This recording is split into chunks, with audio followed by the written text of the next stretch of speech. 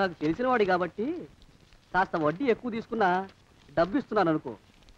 నువ్వెక్కడో పని చేస్తున్నావు కదా, మీ ఓనర్ నీకు జీతం ఇవ్వడా? ఏం జీతం బాబు, నా పిండాకుడు, నా పాటి మట్టిను. మా నాన్న ఆ శానయ్య గారి నాన్న దగ్గర ఆ రోజుల్లో 1000 రూపాయలు అప్పు చేశాడు. అప్పు తెచ్చకుండా మంచం ఎక్కేశాడు. బాల్చితనే అయిపోయే ముందు నన్ను ఈ శానయ్య గారి దగ్గర వెట్టి చాకరి కుదుర్చిపోయాడు. అప్పటి నుంచి మా సన్నాసి కుంక నా నెల జీతాన్ని తన వడ్డీ కింద జమేసుకుంటూ నా చేత నానా చాకరీ చేయించుకు వస్తున్నాడు. మా నాన్న చేసిన 10,000 అప్పు ఇన్నాళ్ళ నా వెట్టి చాకరీ తర్వాత కూడా ఇప్పుడు ఇంకా 30,000 ఉంది.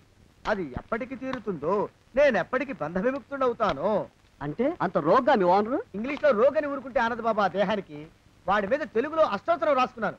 వాడొట్టి మలపత్రాష్ట్రుడు, మహానీచుడు, అష్టదరిద్రుడు, నికృష్ట జీవి, అంకచండాలుడు, నిత్యశంకితుడు. ఇన్ని మంచి మాటలతో దీవించిన మీకు కృతజ్ఞుని పంతులు గారు. వెళ్ళరండి. అయ్యా, వేదం చదివి దీవించాను. తాంబూలం దక్షిణ ఇప్పిస్తే. కష్టపడి మీరు చదివిన వేదాన్ని నా పనులన్నీ మానుకుని విన్నాను కదా, దానికి అది చెల్లు. జోగినాథం, అయ్యా వీరిని బయటికి పంపించే. అయ్యగారు వెళ్ళరండి. రండి. అయ్యా పంతులు గారు, వాడు శాడిస్ట్ విధవ. మనుషుల్ని బాధ పెట్టడం వాడికి మహా ఇష్టం. ఇందా ఈ 10 రూపాయలు తీసుకెళ్ళండి. అయ్యా, కాపీ. కాచిన కాఫీ అంతా నాకే తెచ్చావా? సగం నువ్వు తాగావా? నేను తాగలేదండి. ఇది వాసన చూపించు.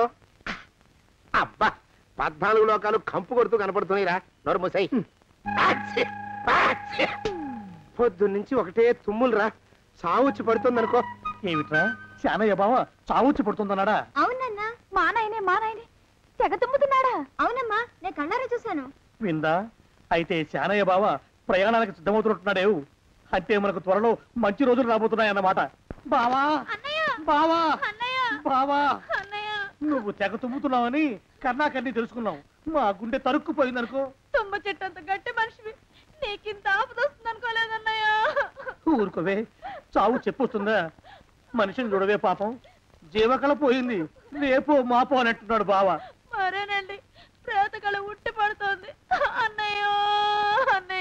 ఊరుకో, బావ చచ్చిపోయాక ఈ ఆస్తికి మనమే వారసులమే. విందా? ఆస్తి పాస్తులంటే నాకు మహా చెడ్డ చిరాకు. కానీ బావ ఆత్మశాంతి కోసం ఈ ఆస్తిని అందుకోక తప్పదు కదా. ఈ ఇల్లు మన పెద్దాడి పేరు నచ్చేద్దాం. ఏమంటావు? అలాగేనండి, లోపలున్న 2 బీరువాలు మన పెద్దదాన్ని సారి కింద పంపించేద్దాం. అలాగే.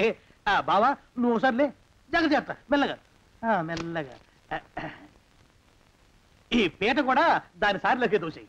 లోపలున్న మంచాలు, అద్దాల బల్ల, పరుపు చుట్టలు మన 2వ దానికి ఇద్దామండి పాపం. అలాగే, దానికేం భాగ్యం.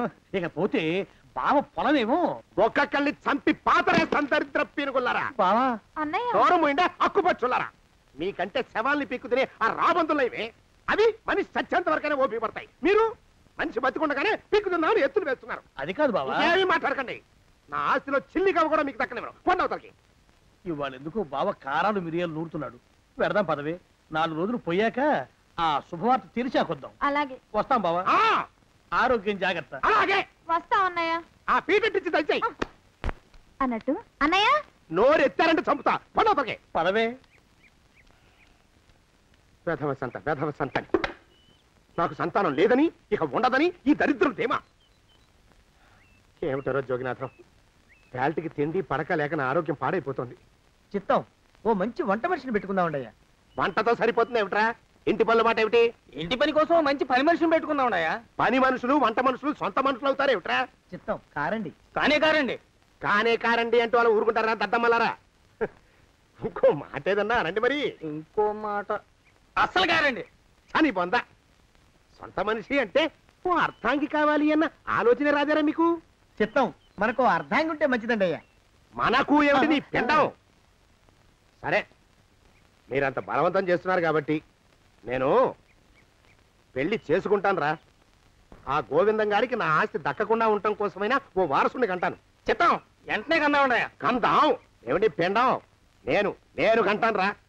రే జోగినాథం, అయ్యా వెంటనే ఒక మంచి సంబంధం చూడరా. ఓ సంబంధం రెడీగానే ఉందండి అయ్యా. ఎవరా పిల్ల? చక్కని చుక్క, ఓ అందాల మొక్క. ఇంతకీ ఆ పిల్ల తండ్రి ఎవరు? ఓ సామాన్య కుటుంబీకుడండి అయ్యా. కుటుంబరావు అని